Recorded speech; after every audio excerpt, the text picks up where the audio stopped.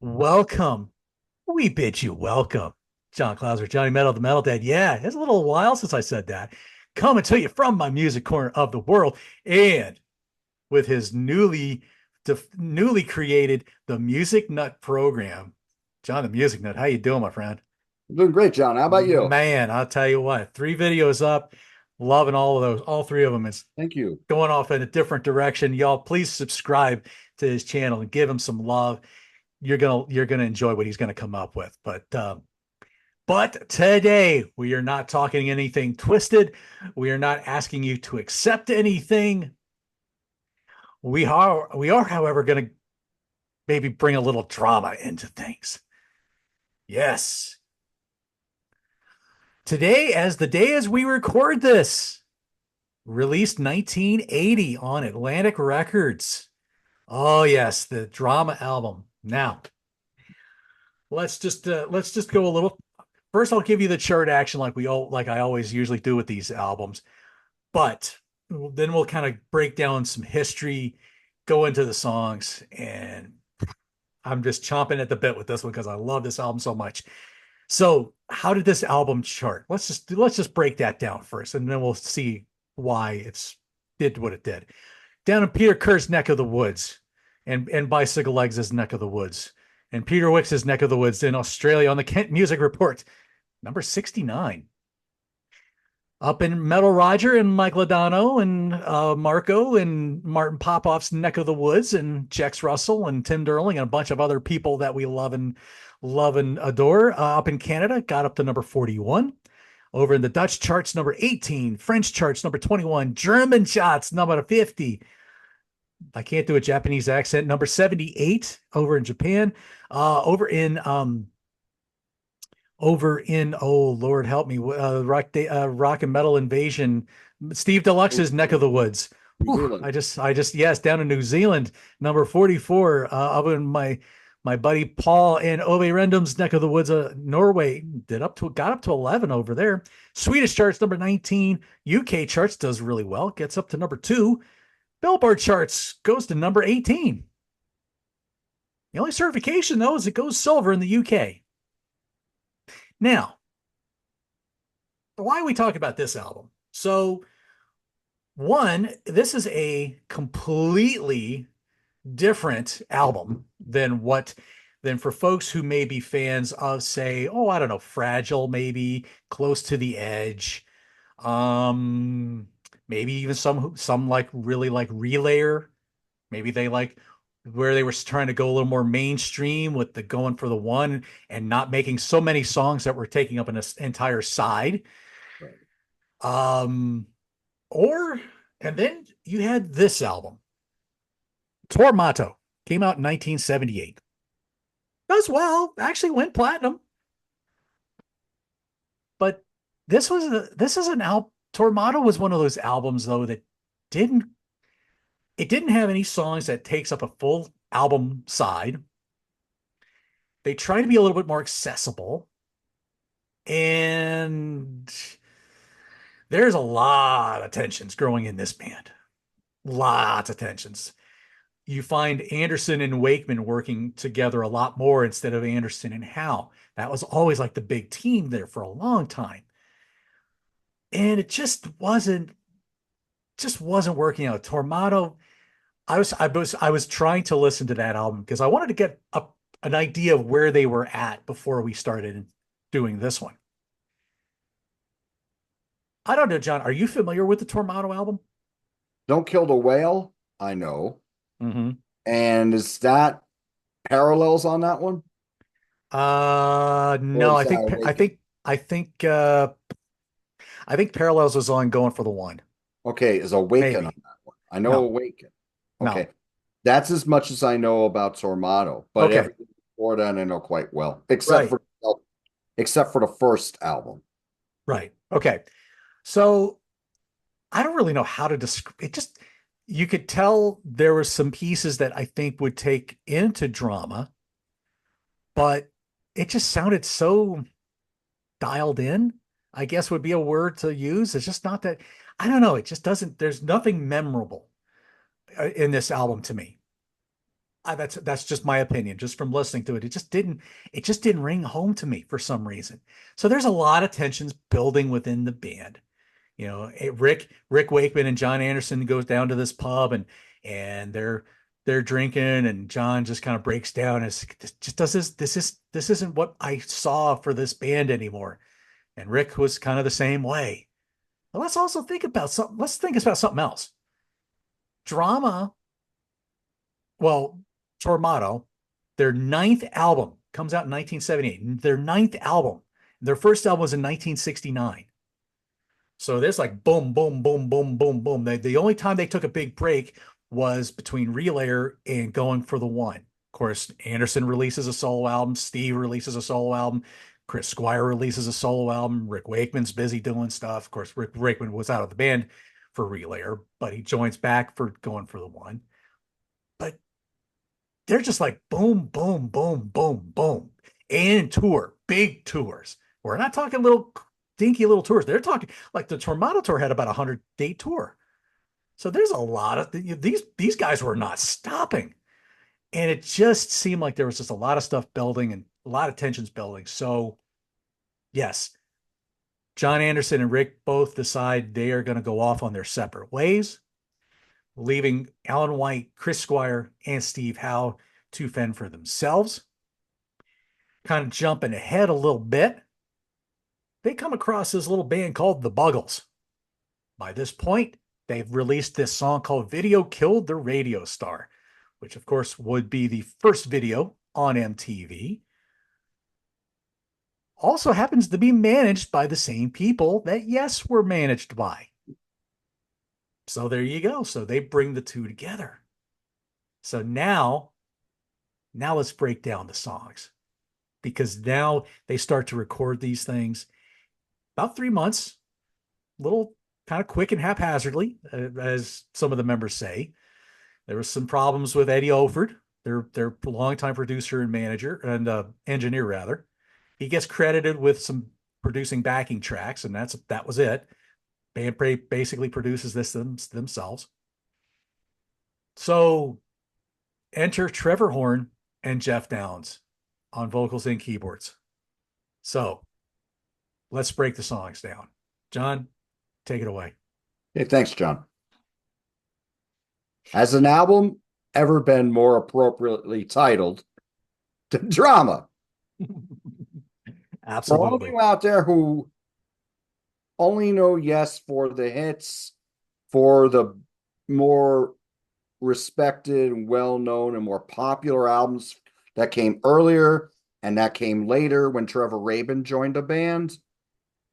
And if you're a heavy metal guy, check this out, because this is about as close as they would get to metal and reggae and so much drama. Now, there's a lot of drama on the albums that came before this, no doubt about it. But here, the songs are a little tighter. Yes, we still got one on here that's over 10 minutes. The excitement does not let up. Machine Messiah, when you first hear this, it sounds like doom metal without the crunch. At first, you think you're listening to a Black Sabbath album, but we don't have the distortion pedals in there because Steve Howe was, as fantastic a guitar player is, he had a thin, distinctive tone about him. Yes. So it wasn't quite doom, but it was heavy for Yes. You had Jeff's keyboards on this album. He played for the song. Here it's just flourishes creeping in and out. Steve's guitar is fantastic on it. He plays some wicked leads on here. This song, Machine Messiah, is the opener. 3 movements. The interplay between the bands is excellent. As far as recording, I think this is the finest recorded album that Yes did. I don't know if they ever made an album, and I haven't heard everything they've done, but I don't think I've ever heard such clarity between the instruments like you do on Drama. And the songs just take you in. When we talk Drama, It does play much like a classical piece as we excuse me, as we have opening movements, we go in different directions, we go back to the original movements. You have that a lot on here. Machine Messiah starts out so heavy, and then the keyboards come in, and it's almost like a dancing, and the vocals kick in. When Trevor and Chris sing, magic, Yeah. because they both have higher registers in their voice. They sound just as magical as John and Chris do. The leads on here are very dramatic, and it just builds a momentum until 5:14. And then when the leads come in from Steve, now they're more like David Gilmour. They are more drawn out, and they got a lot more heft to them. Then it gets really quiet with the acoustic strumming of Steve's guitar before the keyboards are going on the distance. And then near the 7-minute mark, it picks up the pace again.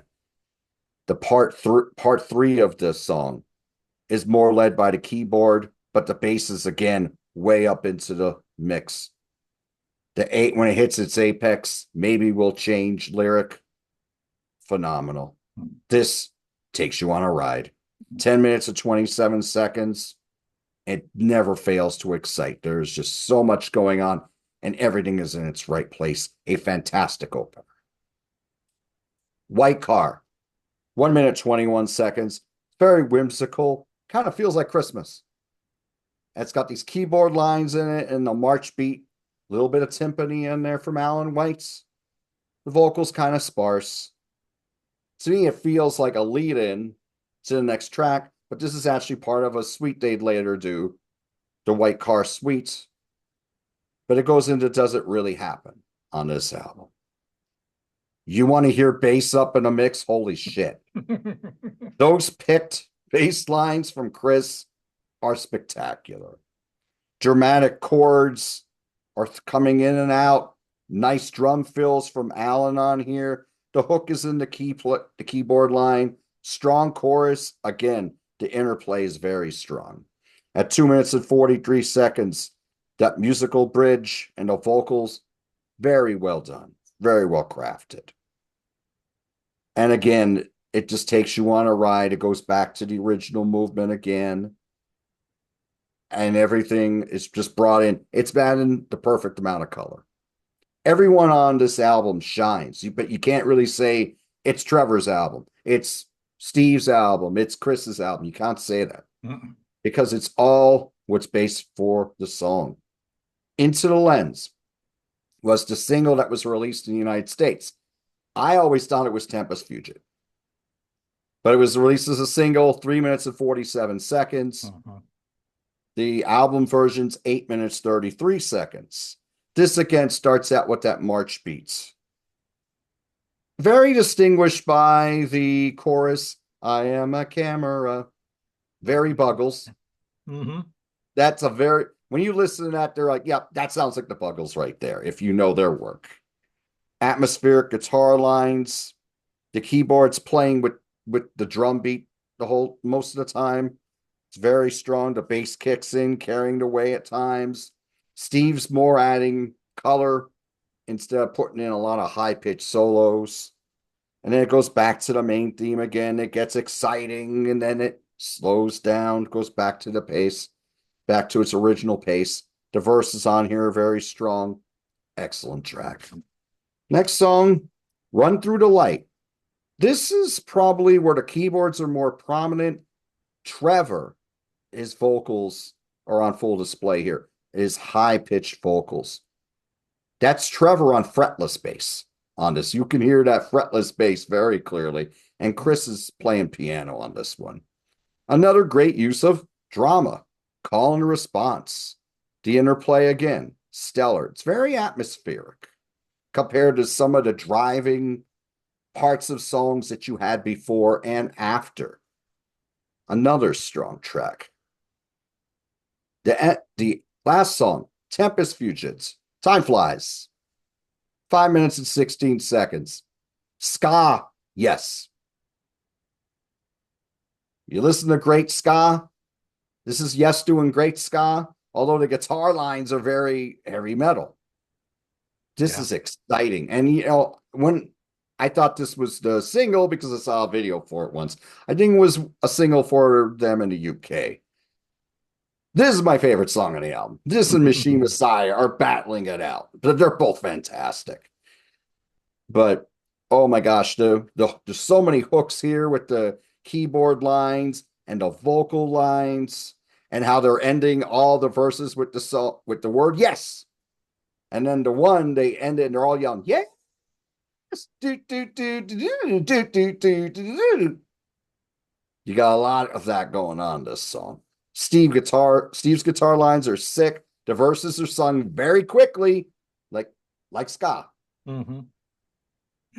Driving rhythm. There's lots of stop start parts in here. They're excellent. Another way to describe this: think of the Police, but faster. Yeah, there you go. That's another way to describe this song. Excellent song. The bass and the guitar runs on here are wonderful.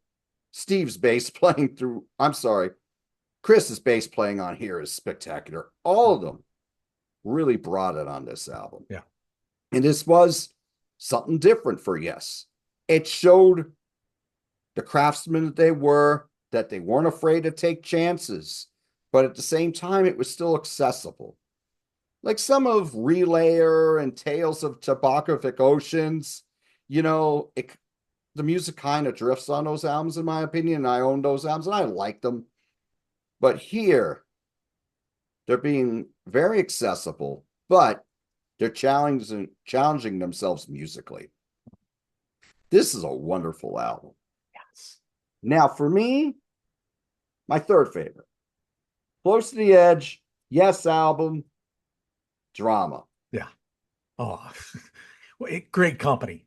Thank you. Absolutely great company. I mean, when you think about Close to the Edge, I mean, 3 songs, yeah, they're all long, but goodness gracious, they take you on such an adventure. Every single one of them does that.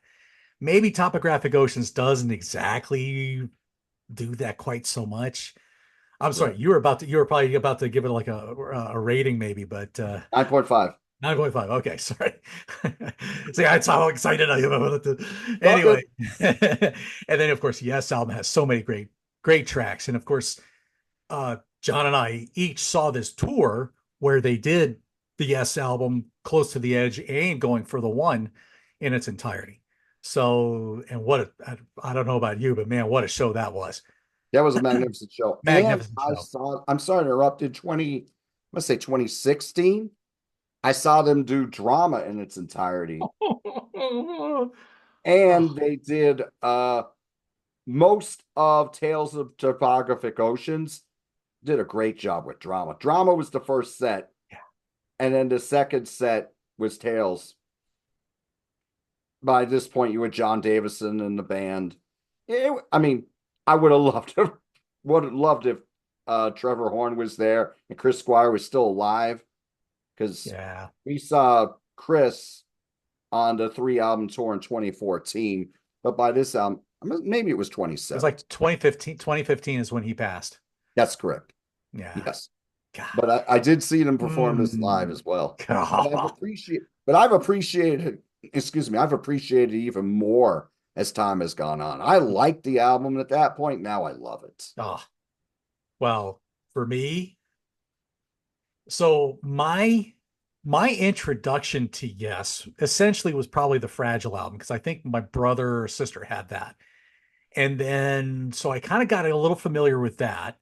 And then I don't know if I had gotten Drama or the classic Yes greatest hits compilation on vinyl, which you got that was a cool one because you got a bonus 45 with it. So I think one of them had, I think the one side had Roundabout, the other side, I maybe I've seen All Good People. I think I can't remember what was on Okay. it, but it was somewhere, but it was all before this came out. So I know it was before 83, And it was probably between 81, 82, somewhere in that neighborhood was when I wish this was my original copy, but this is when I got Drama on vinyl. Mhm. And gosh, dropping that needle on this.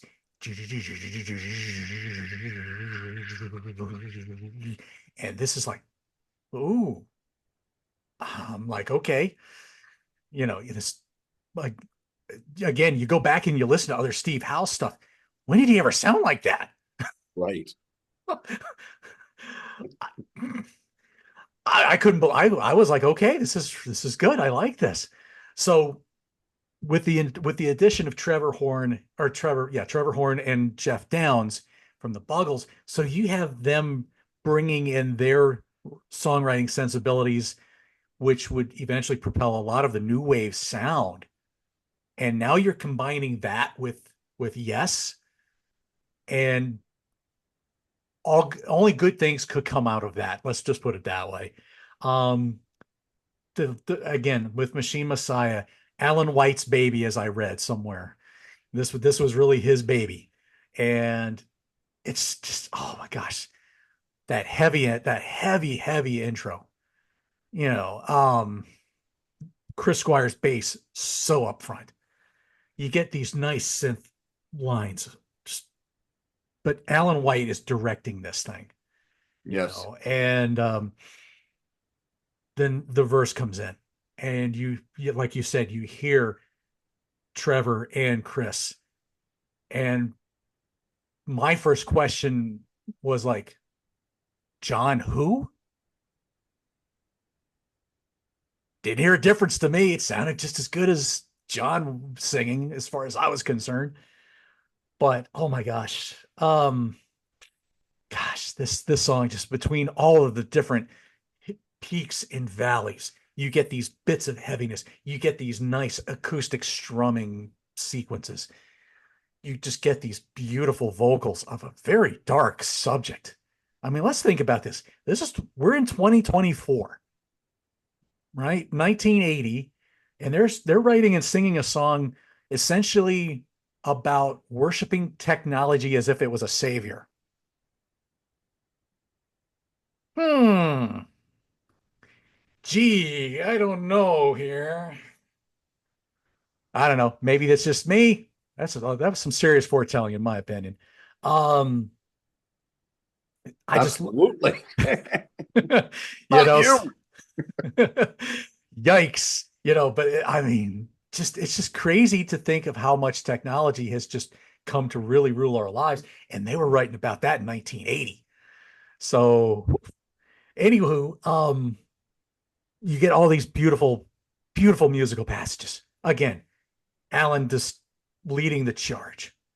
And then, like you were saying, about 5 minutes and 12 seconds, you basically get what I describe, and my wife is going to kill me for using this term, but this is really how I feel that this to me, this is like the first of what is an absolute musical orgasm, because you have this brilliant breakdown of the drums and then this crash, boom, boom, and it's just absolute crushing breakdown. And then you get Steve's guitar just wailing like, whoa, he's just wailing in pain back there. And then all of a sudden it all comes crashing down. And then you get that nice da da da da. And then you get that nice sequence that leads into the next part, which again, another explosion of sorts, about the almost 7 minutes in. And then you get this brighter, happier sound almost, really. But here again, it leads to that big crescendo where they goes back to what they did in that 5 minute mark. But again, it's just leading you into something big. And then you do end off with that last vocal bit. And it's just this beautiful little acoustic driven thing with this little synth thing noise going off. But then as you're hearing that last part of part three, oh, hold me, Machine Messiah, and show me the strength of your singular eye. And then here comes all of a sudden you're turning into the Doors because you've just been loved two times, and there's that last explosion, that last Yep. orgasm of music that comes crashing with Steve and his multiple tracked stuff going on here. Chris just going, everybody's just going bonkers at the end of it as it fades out. And that's just the first song, folks. Oh, but then they just take it easy on us with White Card. Nice little minute 20-second, little ditty here about seeing Gary Newman driving off in his Stingray, after the success of Cars. Little ditty. Supposedly that's about what it is. But here's Jeff Downs also kind of experimenting with a Fairlight CMI synthesizer. And so like some of the things I was seeing, it's like its bandwidth was like really, really small, and I'm like, oh boy, thinking about that kind of stuff now, and wow, that had to be major back in 1970 or 1980 when they recorded this. But just a nice little bright, kind of majestic feel with the march of the drum beat. Little Steve Howe flourishes on guitar. Nice little song there. Does it really happen? Actually, if you buy this expanded edition, there's a song on here called Everybody's Song. That actually was a little bit of a precursor to Does It Really Happen?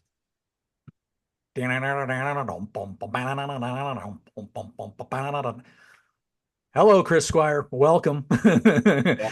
Again, boy, he's right up front with this thing. And again, these drums and everything just comes crashing. It's perfect. Uh, just another, just another great, just again, so many great flourishes in this whole song. And then you get this you even get the little organ stuff, so you get a little nod to like the old Rick Wakeman's type of stuff. I think of like pieces of Roundabout, or songs like that, so you get those little flourishes of a regular organ, which is always really cool.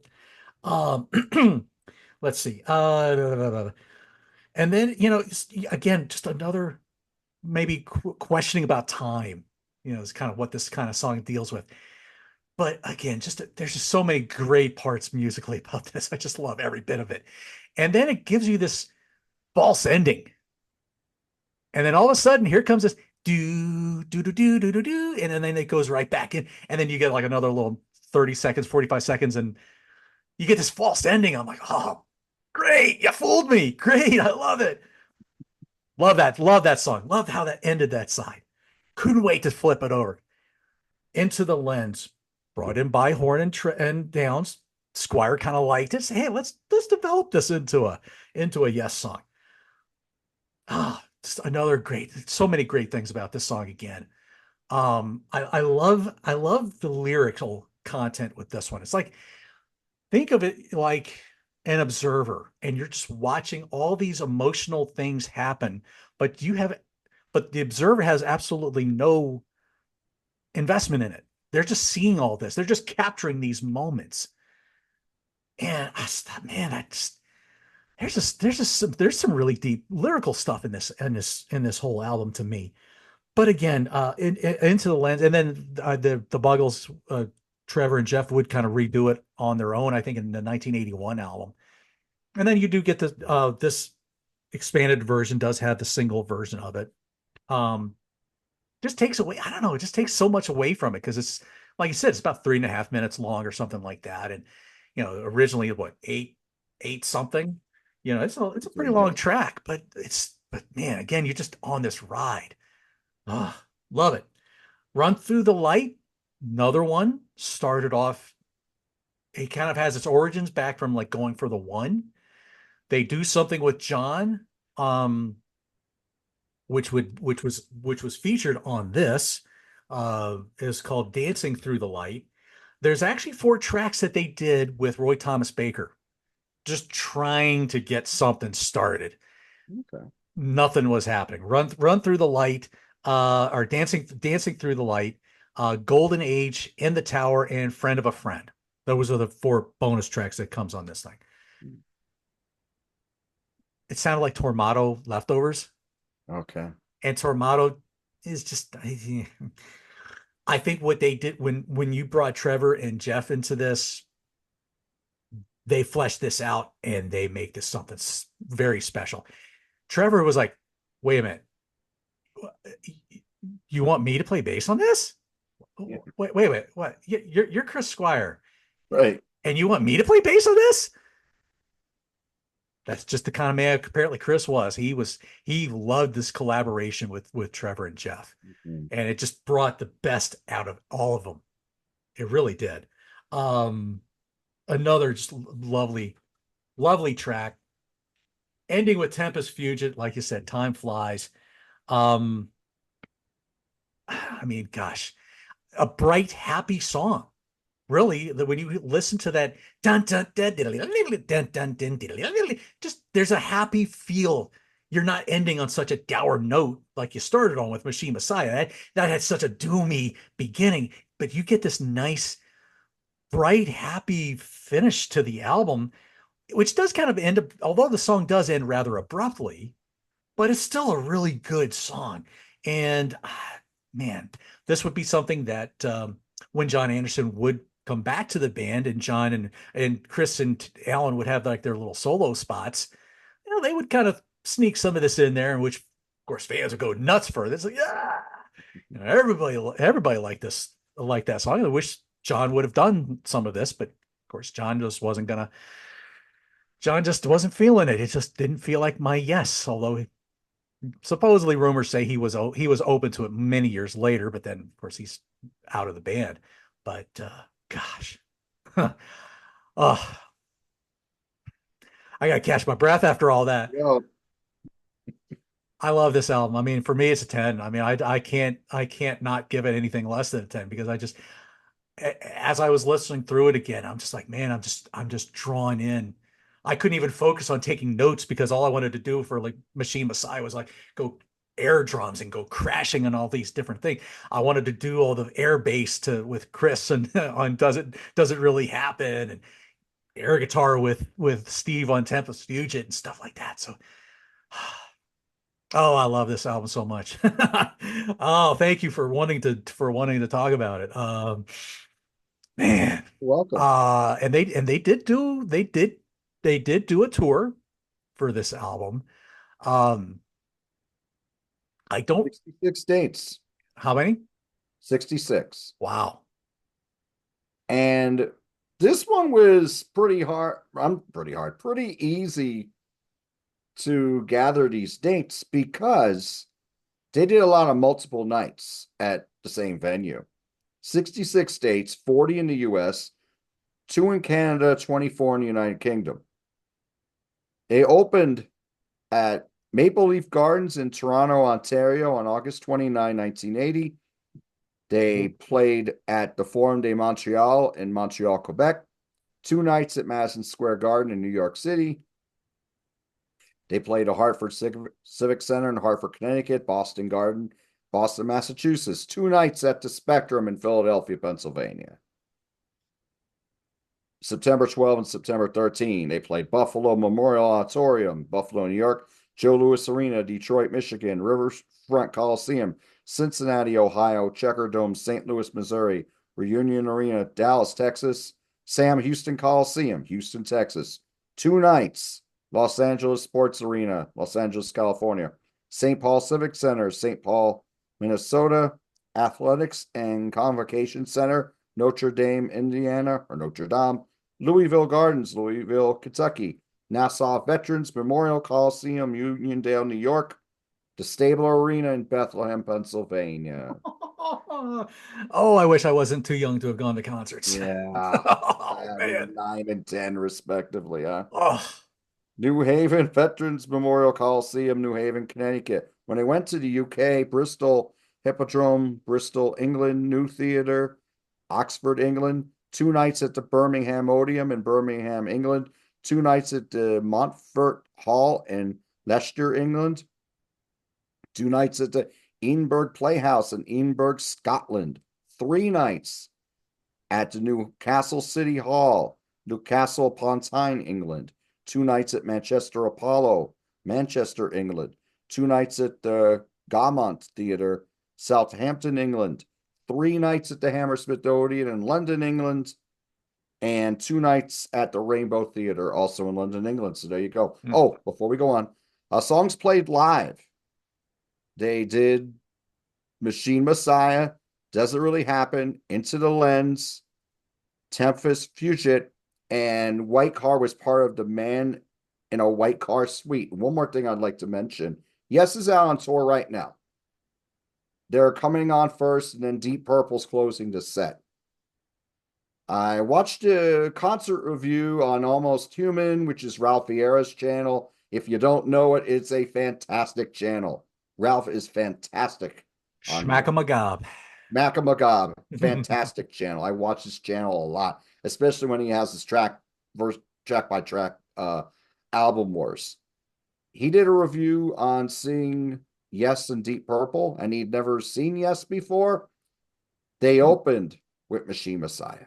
So they're opening this summer tour here in 2024 with Machine Messiah. Pretty freaking cool. That is very, but the sad thing is, I don't think that's coming anywhere near me. If I don't think it's coming to like Atlanta or Nashville or anything like that. But boy, yeah, that would be epic if I could just once. That would be really cool. But nah, yeah, that one's not coming anywhere close to me.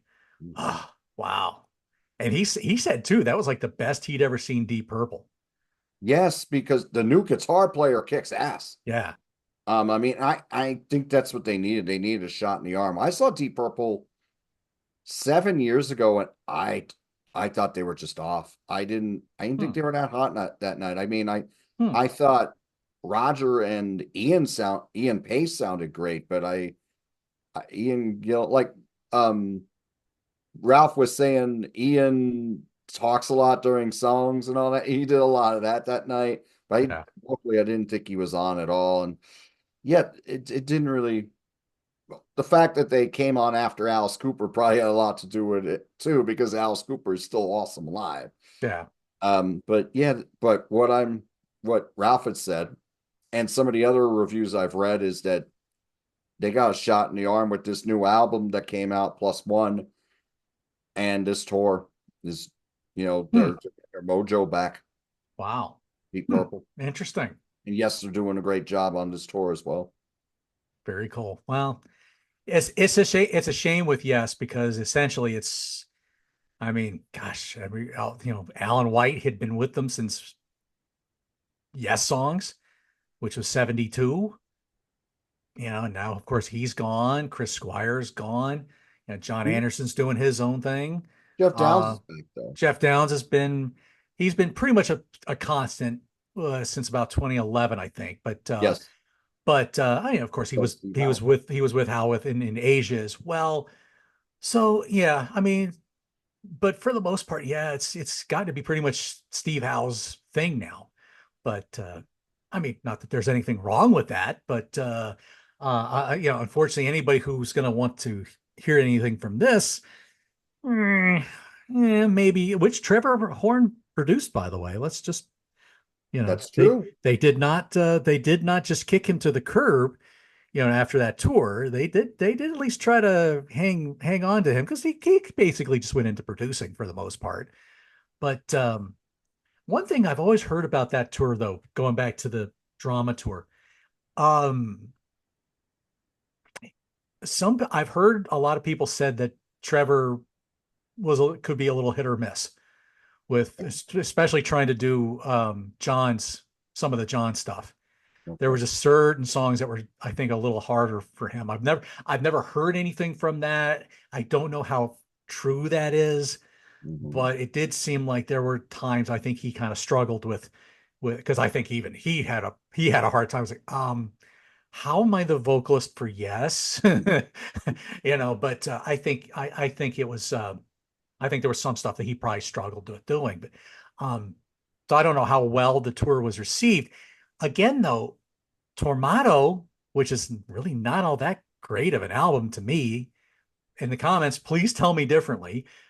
goes platinum, but this thing struggles to even go gold. Name recognition. That's why Termano Yeah. probably went platinum because Well, it yeah. hit top 10 and everything they had done before that. Well, the last several albums it hit top 10. Hmm. So based on name recognition, it probably would have jumped into the top 10. Yeah. You know the weird thing about Tormato though? I could go into almost any department store that, that sold like cheap vinyl or cutouts. Okay. Boy, I would see tons of these. Record stores, same way. I could see a lot of these for some reason. And I never knew why, because I never really listened to the album for the longest time. And I just thought, well, why it must not be that good of an album if I'm seeing it on all these cheap bins or whatever. Right. It just, I don't know, it didn't, I couldn't figure it out. But then I listened to it, I'm like, yeah, there's no roundabouts or not, or long distance runarounds or anything like that. There's nothing classic about the album to me, but it's okay. But Another thing, I'm sorry to interrupt, John. Another reason it might be platinum is back then, record companies would promote it's shipping gold, it's shipping platinum for our albums by major artists. that's And true. that might have been one that shipped gold or shipped platinum, but then there were a lot of returns on it. Yeah, that's probably a good possibility. And Mhm. you think too, there was no internet back in 1980.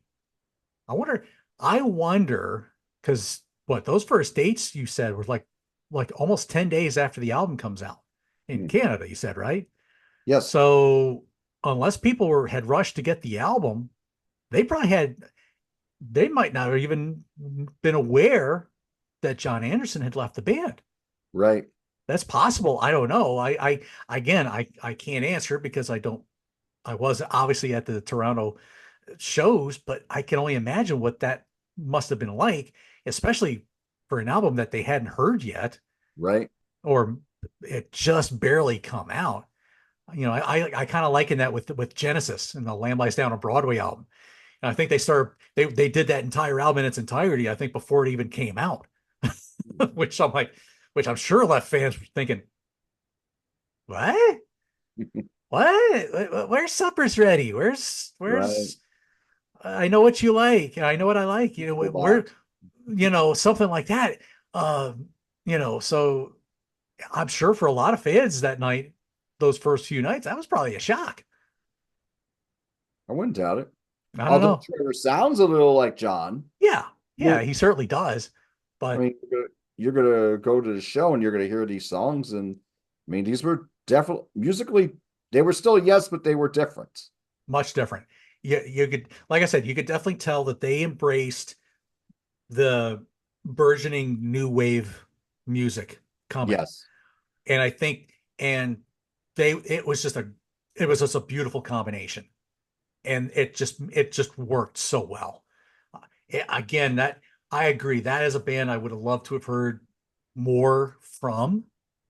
But then, after the tour, they decide to split up.